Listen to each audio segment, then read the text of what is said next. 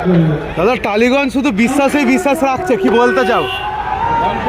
দাদা টালিগঞ্জ তোমার উপরে বিশ্বাস রাখছে, কি বলবে?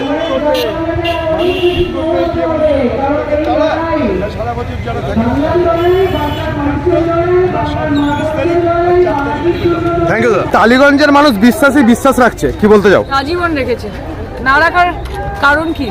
যে মানুষের জন্য কাজ করে তার প্রতি তো মানুষের আস্থা থাকবে। টালিগঞ্জ ছাড়া অরূপ বিশ্বাস যেরকম ওয়ার্ক করে না, অরূপ বিশ্বাস ছাড়া টালিগঞ্জ কেন্দ্র। দিদি সম্প্রতি একটা ঘটনা হলো, আপনারই মানে তোমারই সহকর্মী শ্রীময়ী চট্টরাজের ব্যাগ সার্চ করলেন কেন্দ্রীয় বাহিনী, কিন্তু মহিলা জওয়ান ছিল না।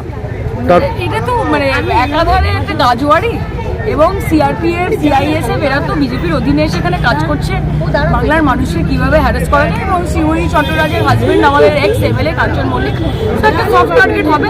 বাংলা যোগ্য জবাব দেবে। 4th মে অবধি বা 3rd মে অবধি যত ইচ্ছা তিরিং বিড়িং ঝাপাঝাপি লাফালাফি করুন, ঝাপাঝাপি করতে পারবেন না, সেটা শুধু খেলা হবে।